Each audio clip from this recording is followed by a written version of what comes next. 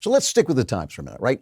After the shootings in El Paso and Dayton, this Dayton shooting doesn't exist in the New York Times. They haven't written a single thing about it because the Dayton shooting was committed by a leftist, whereas the El Paso shooting was committed by kind of a rightist. He was kind of an eco-terrorist. So without this kind of an eco-fascist, so without this environmental craziness on the left, he probably wouldn't have been as crazy as he was. But let's grant the New York Times that, as I've said repeatedly, white supremacy or whatever you want to call it, is a disgusting philosophy, so I'll condemn it. But that's all the New York Times talks about. Only the El Paso shooting exists, article after article after article. However, after the El Paso and the Dayton shooting, Donald Trump came out and condemned racism. He, condemned the racism on both sides. So let's play cut number 6. This is Trump after those shootings. The shooter in El Paso posted a manifesto online consumed by racist hate. In one voice, our nation must condemn racism, bigotry, and white supremacy. These sinister ideologies must be defeated. Hate has no place in America. Hatred warps the mind, ravages the heart, and devours the soul. So the New York Times runs a headline, Trump urges unity versus racism. And the readers of the New York Times, who are now all leftists, because who would read the New York Times except a satirist like me and a leftist, right? Who would read it? Because all it has is left-wing news. That's all that's in there. And the left-wing point of view just dominates the paper. It is not a newspaper anymore. It is a college rag, basically selling socialism. But they got anxious. They had to rewrite the headline to assailing hate, but not guns.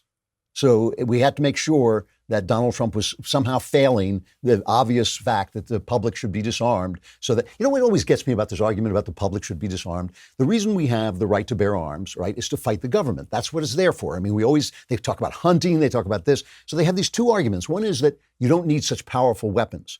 And the other argument is you can't beat the government anyway. So that's the first thing. And then they say, well, you don't really want to fight our wonderful government, do you? Oh, but by the way, Trump is Hitler. So the entire argument makes no sense. But never mind.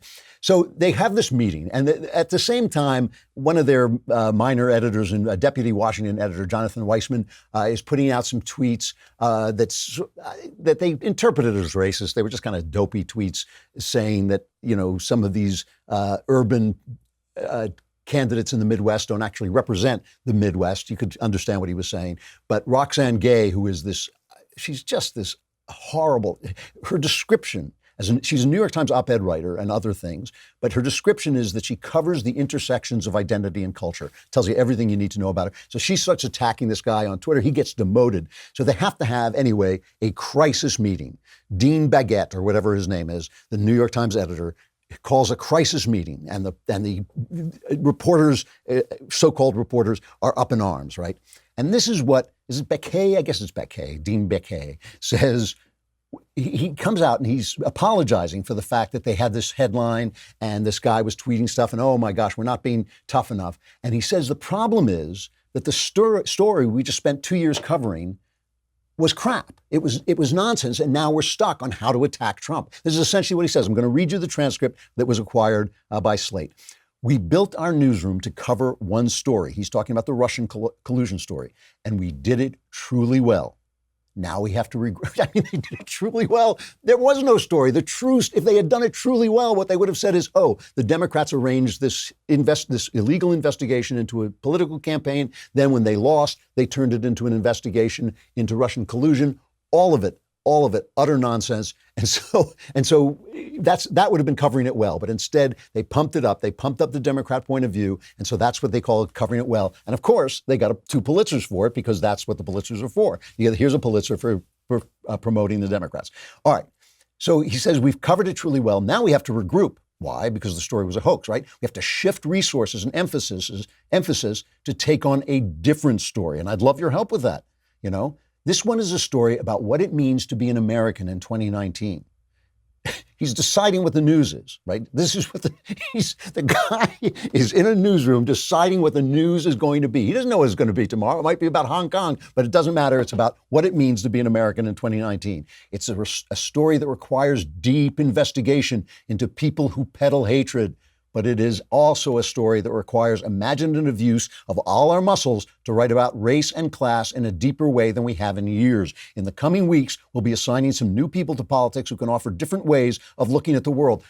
As if they will assign somebody with a different way of looking at the world, right? And we'll also ask reporters to write more deeply about the country, race, and other divisions. I really want your help in navigating this story. So he's asking a bunch of millennials, or actually younger than millennials. He's asking a bunch of kids, basically, what he's supposed to put in the paper. What does he think they're going to say? Is there one Republican among them? Is there one person who voted for Donald Trump? Is there one person who doesn't share the attitude, who has a different point of view, who has the attitude of the other half of the country?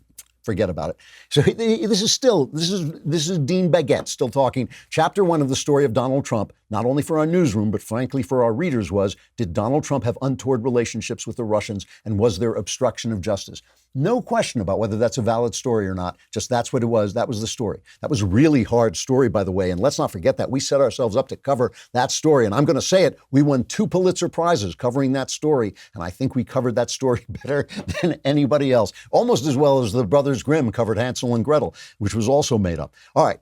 Listen to what he says. The day Bob Mueller walked off that witness stand, 2 things happened. Our readers who want Donald Trump to go away suddenly thought, holy blank, Bob Mueller is not going to do it. And Donald Trump got a little emboldened politically, I think, because, for obvious reasons, because he wasn't guilty, because the whole thing was exposed as exactly what he said it was, exactly what Donald Trump said it was. He says, we've got to change.